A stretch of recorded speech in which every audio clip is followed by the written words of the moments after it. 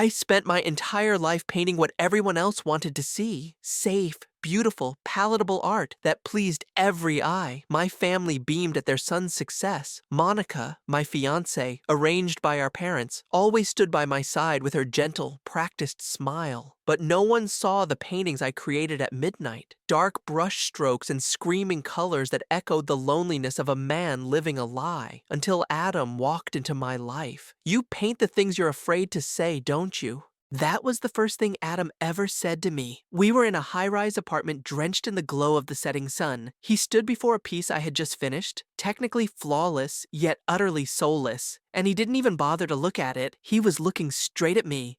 "I paint what the client requests," I replied, my voice coming out stiffer than I intended. Adam stepped closer, the air seemingly thickening with every stride. He was taller than I'd imagined, wearing a sharp black suit with the top two buttons undone, a blend of power and ease that made it impossible to look away.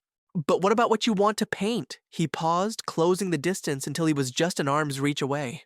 "Or has James forgotten what he wants?" The question felt like a slap, soft yet stinging. I hadn't planned on going back. I truly hadn't. But a week later, my phone buzzed. "My place is missing a painting. It doesn't have to be beautiful. It just has to be real."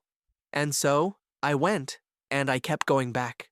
Every meeting with Adam felt like stripping away layers of armor I'd worn my whole life. He didn't ask about my fame, my career, or the wedding. He only asked, what did James dream of when he was little? What keeps you awake at 3 a.m.? If there were no judgment, how would you live? Questions no one had ever asked.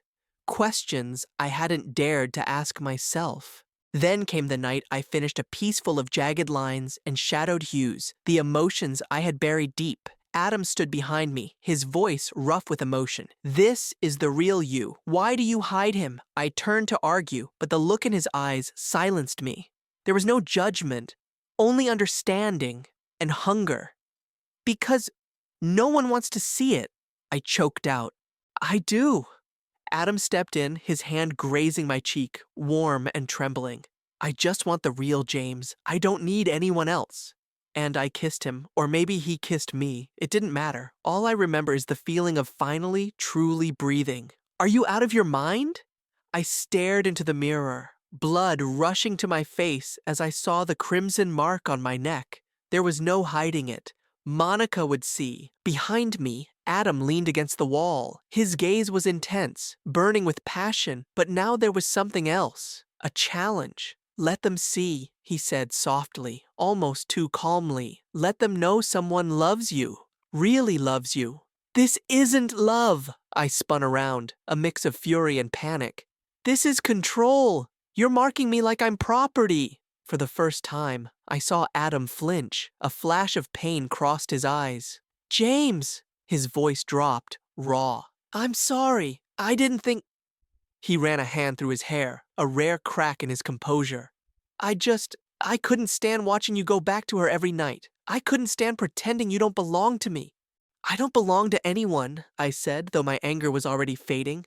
"I know." Adam approached slowly, careful not to spook me. "But I want you to choose me every day, not as a dirty secret, not on the run." And in that moment, it hit me. I wanted that too. I wanted the freedom to choose.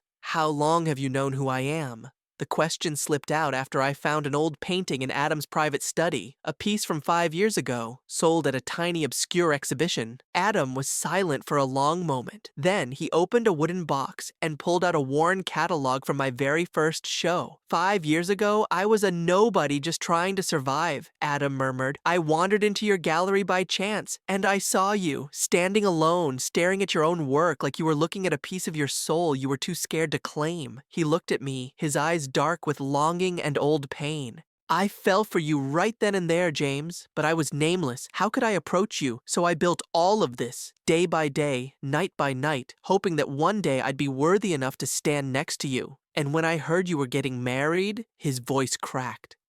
"I panicked. I couldn't let you disappear forever without trying. Just once." I stood frozen, my heart hammering against my ribs. It was reckless, it was blindingly intense, but it was also the purest love I had ever known. You waited 5 years, I whispered, in silence, just waiting. I'd wait another 5 if I had to. Adam took my hand. But please, don't make me watch you live a lie. That night, I sat in my studio, staring at the engagement ring glittering under the lamp. Beside it sat my newest painting, vibrant, chaotic, wild, the colors of truth. I knew what I had to do.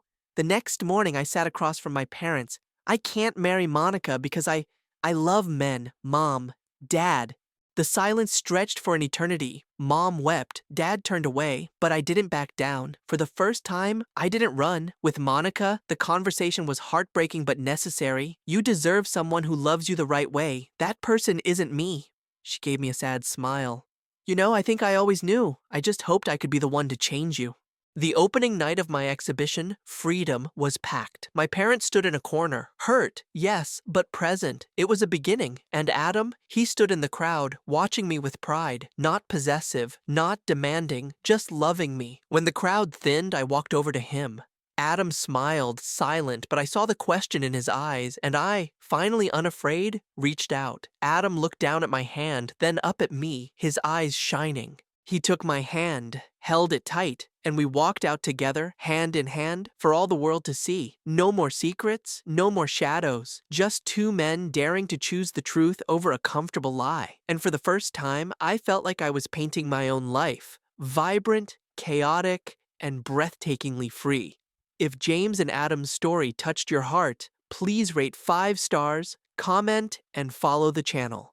See you in the next story.